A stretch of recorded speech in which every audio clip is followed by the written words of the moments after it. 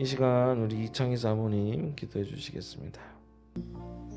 사랑과 은혜가 충만하신 하나님 아버지, 너무나도 뜨거웠던 이 여름에 폭염과 폭우로 인하여 우리 심신이 지쳐 있었고 여러 가지로 힘이 들었으나 오늘 이렇게 좋은 시원한 날씨를 주시고 오늘 이 거룩한 주일을 맞아 우리를 예배의 자리로 불러주시니 감사드립니다. 아멘. 우리의 가정과 일터와 삶의 자리마다 신실하게 동행하여 주시며 때마다 은혜로 채워주신 그 크신 사랑에 깊이 감사드립니다. 아멘.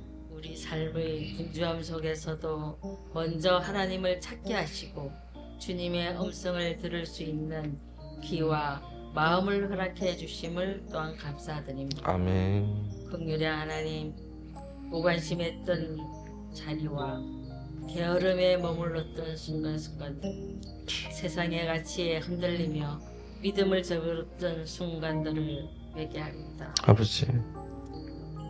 말과 행동하는 마음과 생각 속에서 주님의 뜻을 깨닫지 못하고 놓쳐버린 모든 죄를 용서하여 주시옵소서. 아멘. 역사의 주관자이신 하나님, 우리나라를 위해 기도합니다. 주여. 이제 새 정부가 들어섰고 많은 것들이 변화되고 있습니다. 주여. 우리 정부가 이렇게 새롭게 바뀐 만큼 진정으로 국민을 위한 나라가 되게 하시고 우리 아멘. 대통령을 위시한 위정자들에게도 하나님께서 함께 하셔서 좋은 나라, 살기 좋은 나라를 이룩할 수 있도록 축복해 주시옵소서. 아멘.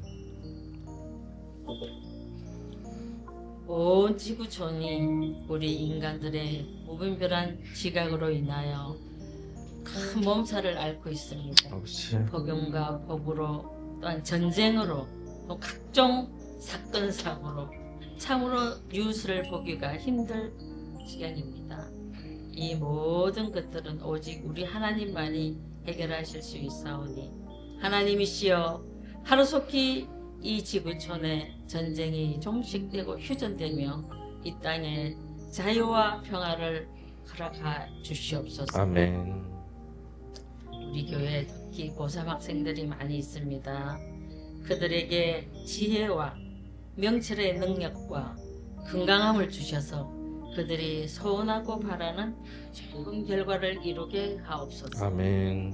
사랑의 하나님, 우리의 삶이 더욱 하나님 중심, 말씀 중심이 되게 하시고 세상의 흐름보다 주님의 뜻을 더 민감하게 분별하며 따르게 하옵소서. 아멘. 하나님, 우리 교회가 부흥과 도약을 위해 다시 한번 힘차게 일어나게 하시고 주여. 지난 우리 동네 콘서트도 은혜롭게 마쳤는데 이를 계기로 하여 우리 교회가 더 많이 알려지고 또 우리 힘이 있는 교회가 축복의 통로가 되어 이 지역에 지친 영혼들에게 주님의 진정한 사랑과 위로를 베푸는 영혼의 쉼터가 되게 하여 주시옵소서. 아멘. 이 시간 말씀을 전하실 목사님께 성령 충만, 능력 충만 주시옵고 담임 목사님을 통하여 주시는 하나님의 말씀이 권세 있고 힘이 있어 우리의 상한 심령이 위로받고 치유되고 회복되기를 원합니다. 아멘. 모든 말씀 예수님의 이름으로 감사 기도드리옵나이다. 아멘. 아멘.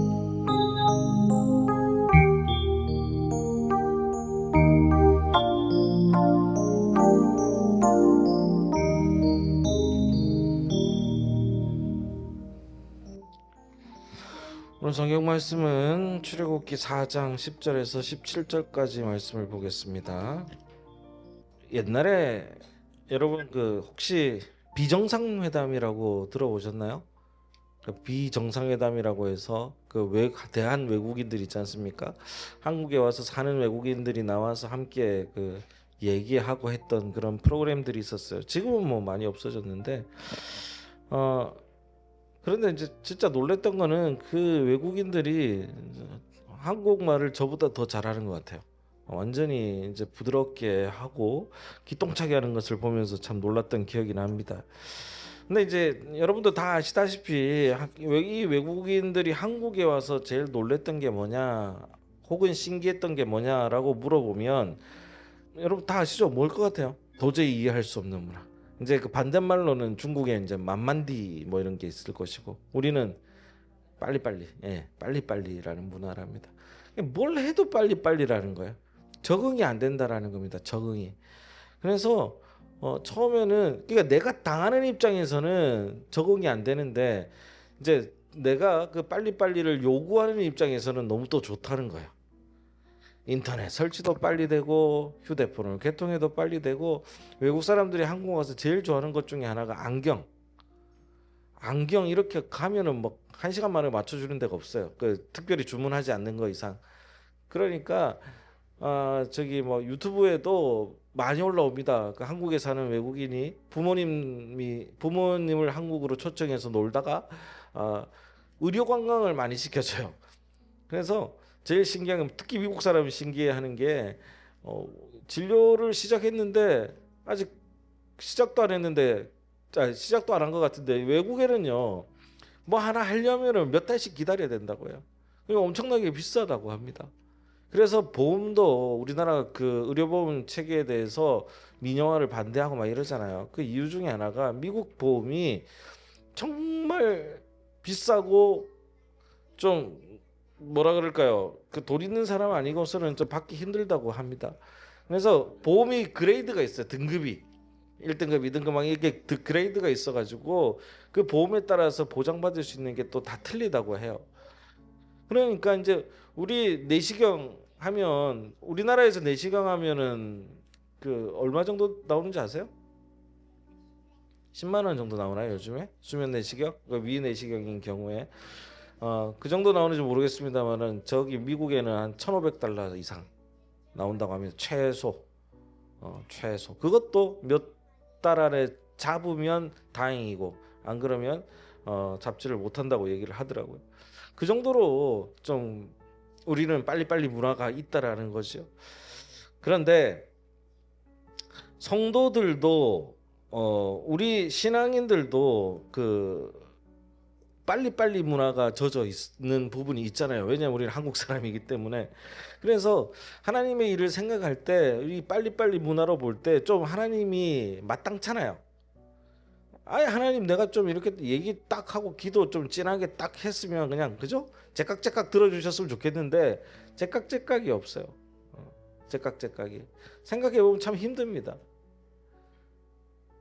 우리는 좀 뭔가 일이 일어나면 그냥 아싸하게 뭐 이렇게 표현하면서 바로바로 처리하는 걸 좋아하시잖아요. 그런데 하나님의 일에 대해서는 물론 하나님이 빨리 들어주시는 것도 있지만 사실은 그렇게 하지 못하는 경우도 많다라는 거예요. 그러면서 하나님께 화가 납니다. 하나님이 영 마음에 들지 않습니다. 하나님 왜 이렇게 하실까? 하나님 이렇게 하셔도 되나? 좀 이해가 안 될 때가 있습니다. 그리고 성경을 볼 때도 하나님이 엄청난 심판을 내리는 이런 장면들이 나오는데 좀 즉각적으로 그냥 팍팍 심판을 하지, 이랬다 저랬다 뜸을 들이시고 정말 오래 참으시는 분이 또 하나님이시더라고요. 그냥 나쁜 놈은 그냥 빨리 골라내가지고 그냥 하나님의 손으로 딱 쳐내고 막 이랬으면 좋겠는데, 그 사람들이 볼 때는, 그 살았던 사람들이 볼 때는 마치 하나님이 악을 그대로 놔두시는 것처럼 해주지 않는단 말입니다. 소돔과 고모라처럼 그냥 유황불로 확 지져버렸으면 좋겠는 그런 경우도 있지만, 그리고 노아의 홍수처럼 그 40주야로 비가 내려가지고 다 쓸어버리는 그런 마음도 우리 안에 있지만, 그러나 뒤로 가면 뒤로 갈수록 오래 참으시고 용서하시고, 그리고 악한 사람, 흉악한 사람 그냥 보고만 있는 그런 느낌도 들 때가 있습니다. 사실 노아의 홍수도요, 한 방에 그냥 잘못했으니까 다 쓸어버릴래 하고 언제 쓸어버렸는지 아세요? 얼마나 걸렸는지 아세요? 노아가 그 방주 짓는데 몇 년 걸렸을까요? 한 120년 걸렸습니다. 그러니까 120년 동안 내가 너희를 쓸어버릴 것이다 하고 120년을 기다린 겁니다. 그리고 이스라엘 백성도 이제 다 애굽에 가가지고 노예로 살았잖아요. 너무 힘듭니다. 구해달라고 하는지 몇 년 만에 구해주신 줄 아세요? 애굽에 들어간 지는 430년이고 대략 400년 만에 하나님께서 그 응답을 들으시고 구해주십니다. 그게 뭐예요? 항상 늦어. 우리가 생각해 보면 하나님의 그 놀라운 은혜라고 얘기하는 것이 우리 마음에 맞지 않아. 왜? 우리는 빨리빨리 문화가 젖어 있기 때문이죠. 그래서 성경을 읽으면서도 우리가 신앙생활을 하면서도 갑자기 막 그 하나님에 대한 짜증과 불만이 섞여 나올 때가 있다라는 거예요. 내가 이 정도 기도했으면 하나님 들어주셔야지. 이 정도 했으면 하나님께서 응답하셔야지. 이런 생각을 하고 있다라는 겁니다. 그런데요, 정말 웃긴 게 뭔지 아세요?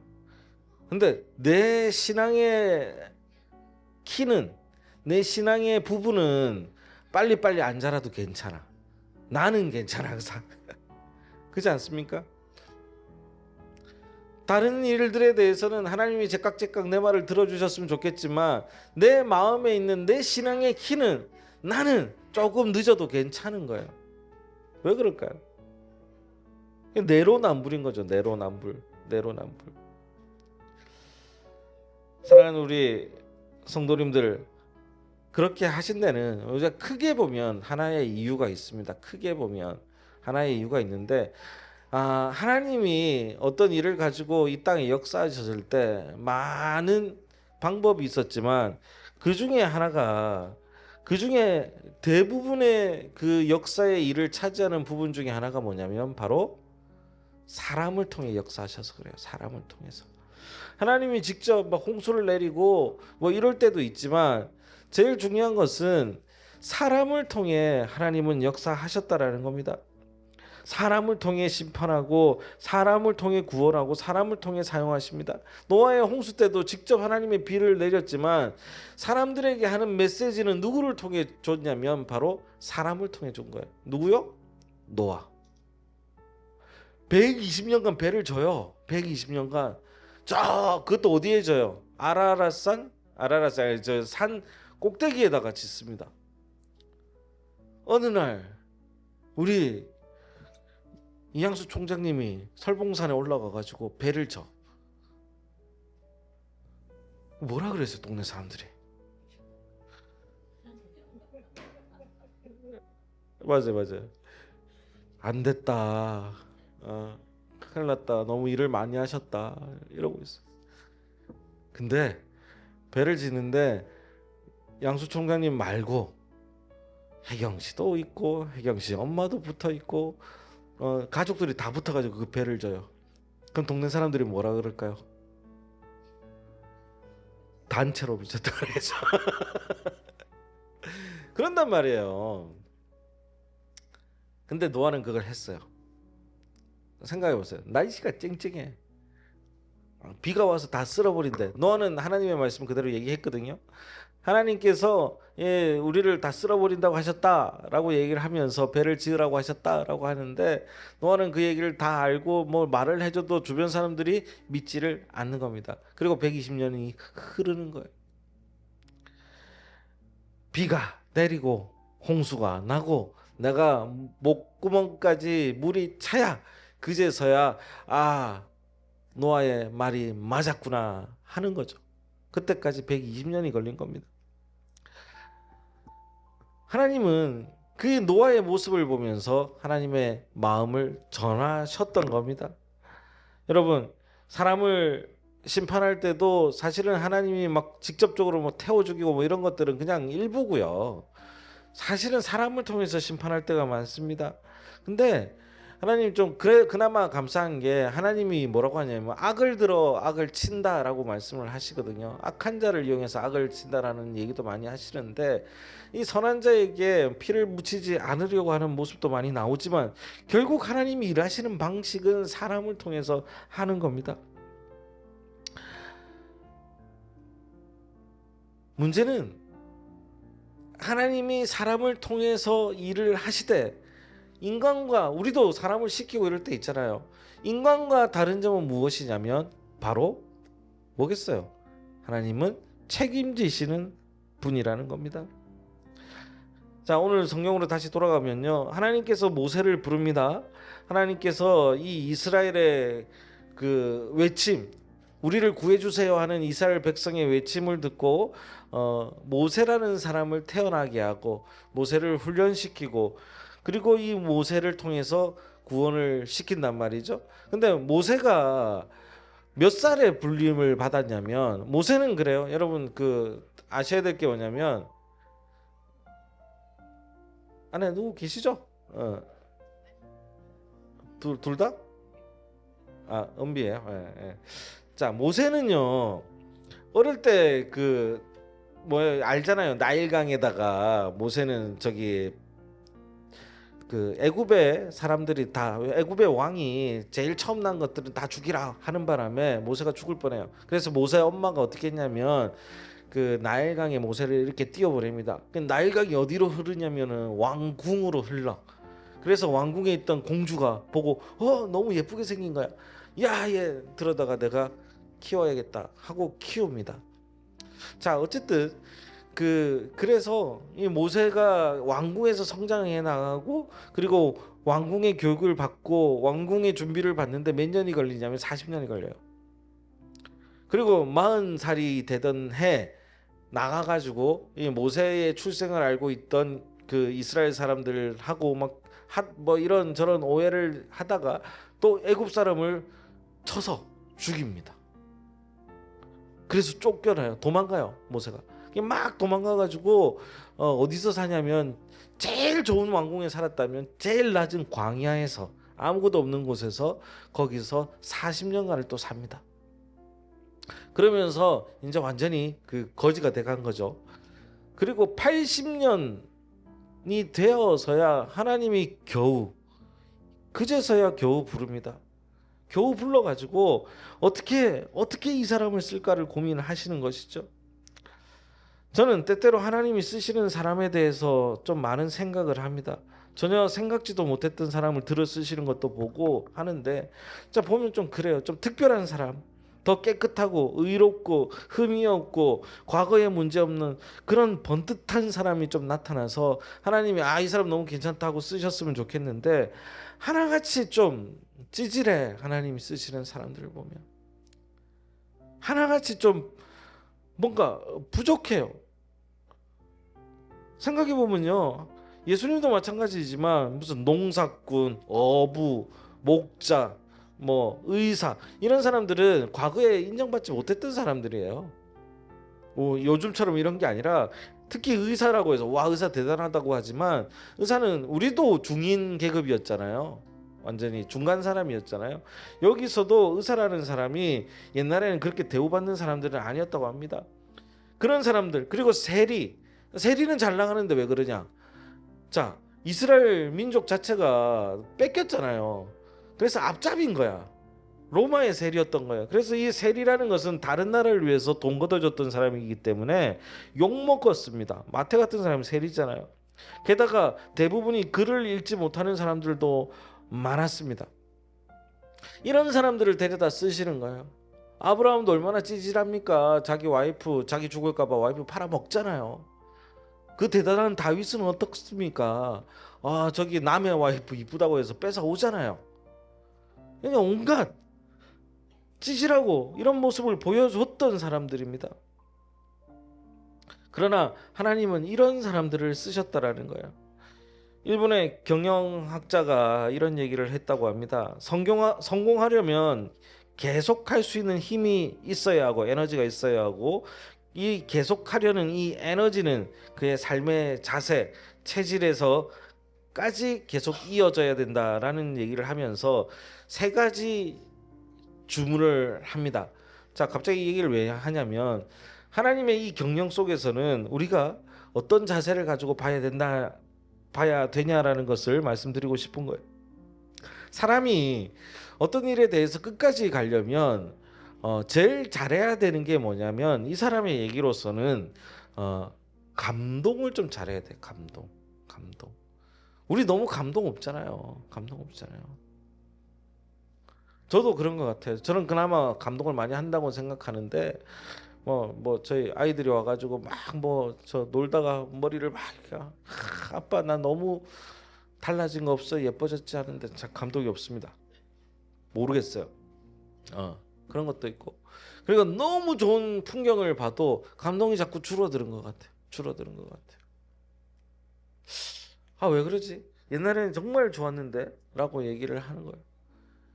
과거에 봤던 그 풍경에 대해서 우와 정말 막 눈물이 날 정도로 멋있고 황홀했던 그 풍경이 이제는 감동이 좀 적어지는 것 같더라고요. 그리고 어떤 일을 만났을 때도 감동이 적어지지 않습니까? 근데 평생 어떤 일을 에너지를 가지고 하려면 감동할 줄 알아야 된다라는 거예요. 일부러 이거는 훈련입니다. 뭘 줘도 우와 우와 뭘 해줘도 와 감사하다 와 기쁘다 와 좋다 이런 감동이 있어야 우리는 에너지를 가지고 살 수 있다라는 거예요. 이 감동은 긍정적인 감동을 얘기하는 거예요. 네거티브가 아닙니다.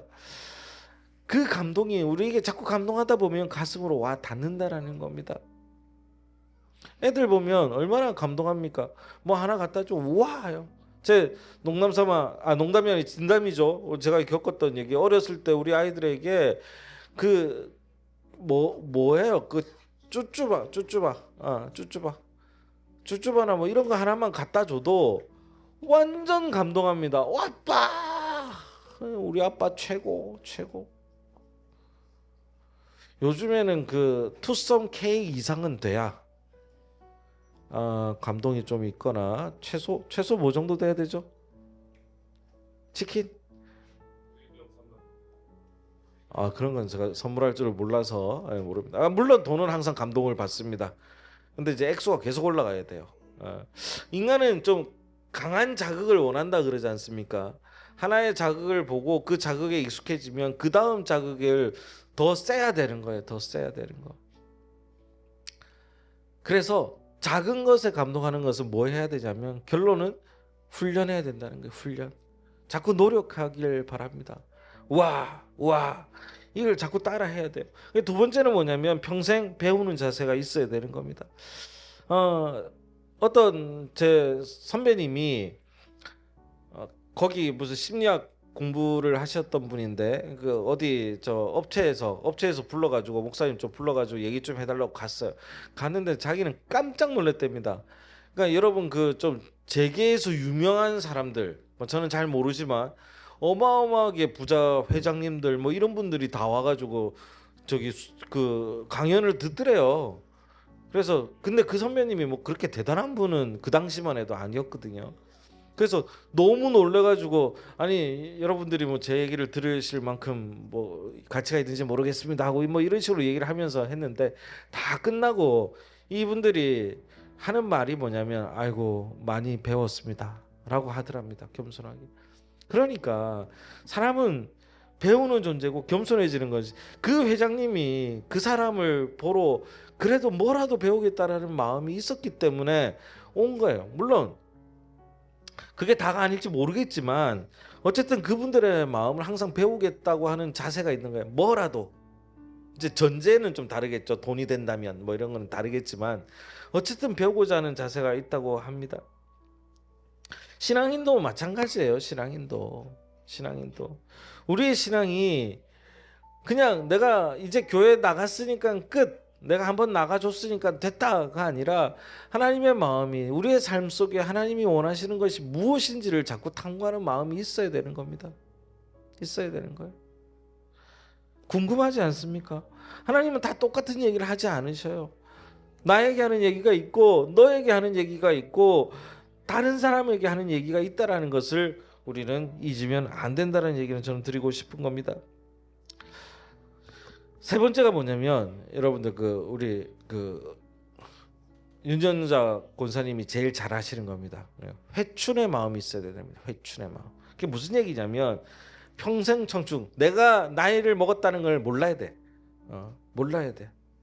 여러분 운전하시는 분들 있죠? 운전하시는 분들 차선을 자꾸 바꾸시기 바랍니다.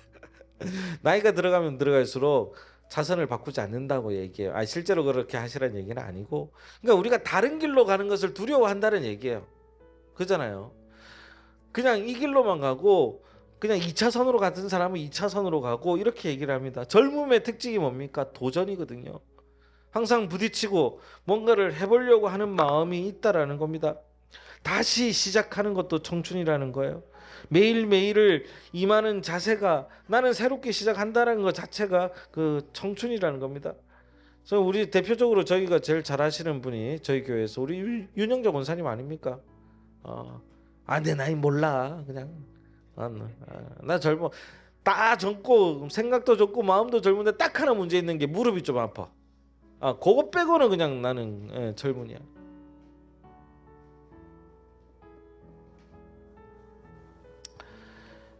배우시기 바랍니다. 배워야 됩니다. 배워야 됩니다. 자, 모세를 부를 때를 생각해 보십시오. 80세 정도 됩니다. 80세 정도 딱 우리 유영자 권사님 또 딱 불려나가기 좋을 나이십니다. 이때부터 활동하실 나이인 거죠.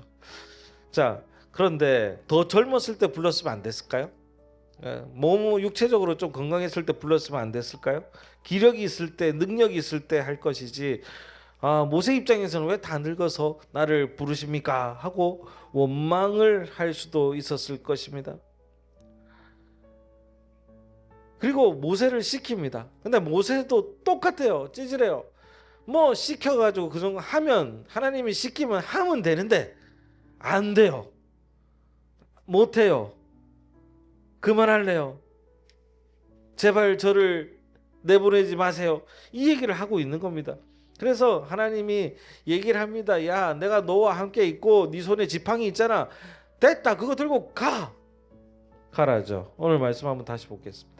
하나님께서 모세를 불러가지고 얘기하니까 모세가 아이고 하나님 저 못합니다. 그게 10절에 나와 있습니다.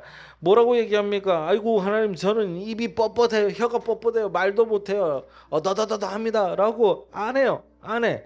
그랬더니 여호와께서 이르시되 11절 볼게요. 그에게 이르시되 누가 사람의 입을 지었느냐? 네 입이 있는 게 누가 지은 거냐? 내가 지었지 않느냐? 말 못하는 자나 못 듣는 자나 눌 밟는 자나 맹인되게 하였는 이 모든 것들이 내가 한 게 아니냐? 왜 너는 나를 믿지 못하느냐라고 얘기합니다. 그리고 하나님이 하는 얘기가 뭐예요? 이제 뭐하라? 가라. 가면 되는 거예요. 가면 돼요. 이제 가라.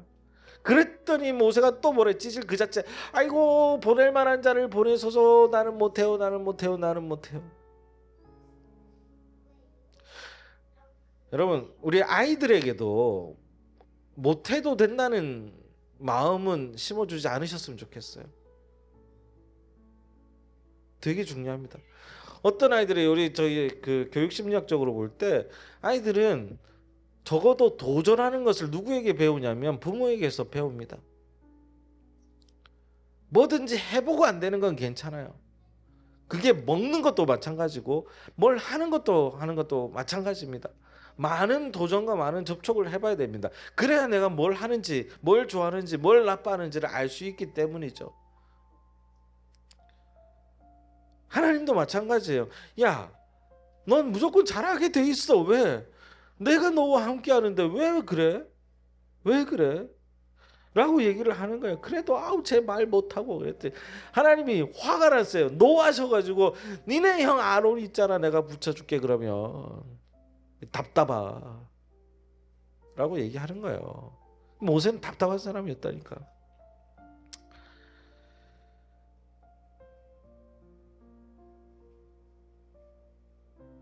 사랑하는 우리 성도님들, 우리는 변명이 많습니다. 아이고 하나님 저 좀 형편되면 다시 할게요. 우리 교회 나오는 것도 좀 시간 되면 좀 마음 좀 풀어지고 뭐 할게요. 하나님 볼 때는 얼마나 답답하시겠습니까? 여러분 젊어지시기 바랍니다. 아까 말씀드린 것처럼 도전하는 것을 불편해하지 마시고 우리가 할 수 있는 것들을 해나가는 게 중요합니다. 무엇보다도 제일 중요한 것이 하나님 말씀을 생각하고 아는 것이 중요하다는 얘기입니다. 모세는요 큰 기적을 바랬던 것 같습니다. 그냥 특별한 능력을 좀 팍 줘가지고 내가 가서 그냥 막 손에서 불이 나와가지고 바로를 한 방에 때려 눕히고 막 이럴 줄 알았는데 그냥 지팡이 들고 가라 그러니까 되게 무서웠나 봐요. 그게 우리의 모습인 것이죠. 게다가 모세는 도망 나왔잖아요. 지금 앉아 있는 왕이, 애굽의 왕이 자기랑 같이 놀던 친구야. 형제예요. 람세스 2세 하잖아요. 형제야. 가서 또 민망한 소리. 우리 그러자 체면치레 중요하잖아. 체면치레. 가가지고 또 빈소리 해야 되고 민망한 소리 하는 거야. 야 우리 백성 좀 줘. 뭐 이거 해야 되잖아. 이것도 싫은 거야 이 사람은. 근데 하나님은 너 하나의 문제가 아니다. 이제 가라 라고 말씀하고 계시는 겁니다. 모세는 기적의 사람입니다. 모세는 대단한 사람이지 않습니까? 능력의 사람입니다. 근데 결국 하나님께서 갔죠. 가고 준비하고 있습니다. 그 전해지는 그 탈무드에 유명한 전설이 하나 있다고 합니다. 모세가 이제 그 이스라엘 백성들을 다 이끌고 홍해에 나오죠. 홍해에 나와가지고 이제 뒤에는 애국 군대가 쫓아오고 이제 꼼짝없이 죽게 됐는데 이스라엘 백성들은 막 모세 원망하죠. 아니 놔뒀으면 안 죽는데 지금 네가 나 데리고 나온 바람에 막 원망하니까 모세는 화가 나기 시작합니다. 자 그리고 있는데 하나님께서 이러죠. 야 지팡이를 들어 홍해를 쳐라. 그러니까 물이 이렇게 쫙 갈라지고 모세가 지나가는 거죠. 지나가는 건데 거기까지 아시지 않습니까? 근데 모세가 이제 전설이 그거예요. 모세가 물을 딱 쳤어요. 물을 딱 쳤는데 아무 일도 안 일어나더랍니다. 안 일어나 가지고 변화가 없어요. 이거 어떻게 된 거지? 막 당황해 가지고 그냥 벌벌 떨고 있는데 여호수아가 젊잖아요. 여호수아 유일하게 이제 그 여호수아가 와가지고 아 저기 모세 아저씨 뭐해 안 가고요? 아직 아무 변화가 없는데 여호수아가 먼저 들어가더래. 뭐해요 안 가고? 하나님 칠하에서 쳤으면 이제 가야지 왜 안 가냐고. 젊은 사람들의 패기는 그런 거랍니다. 나이가 어리다고 젊은 게 아니에요. 우리의 마음이 젊은 사람이 돼야 되는 거예요. 그리고 따라갔더라니 여호수아가 들어가니까 홍해가 갈라지기 시작했다라는 겁니다. 하나님께서 우리에게 명령하신 게 있으면 하면 됩니다. 가라 그러면 가면 됩니다. 이걸 순종이라고 얘기를 하거든요. 하나님은 우리 같은 사람들을 쓰시기 때문에 시간이 오래 걸리는 거예요. 모세 그냥 광야에서 놀다가 이런 사람인 것처럼 보이지만 사실은 하나님은 최고의 교육을 받으면서 애굽의 교육을 받으면서 40년을 교육시켰고 그 이후에 40년 동안 가장 낮은 곳에서 겸손할 수 있는 법을 가르쳤기 때문에 모세는 준비된 사람이었던 겁니다. 우리는 하나님의 쓰임을 받고 쓰임 받는다는 게 그냥 그 소모품 되는 것이 아니라 우리가 가질 수 있는 가장 큰 만족의 행복의 그 조건을 하나님께서 맞춰서 써 주신다니까요. 그러기 위해서 우리는 준비되어야 되는 거예요. 여러 가지 밖에서의 많은 것들은 공부하면서 하나님의 말씀을 생각하거나 우리가 공부하려고 하지 않잖아요. 빨리빨리 하는 많은 문화 속에서도 내가 주문한 거는 빨리빨리 되고 내가 시키는 거는 빨리빨리 돼야 되는데 막상 내 마음과 내 신앙과 내 마음의 키는 빨리빨리 크면 안 된다고 생각하지 않습니까? 상관없지 않습니까?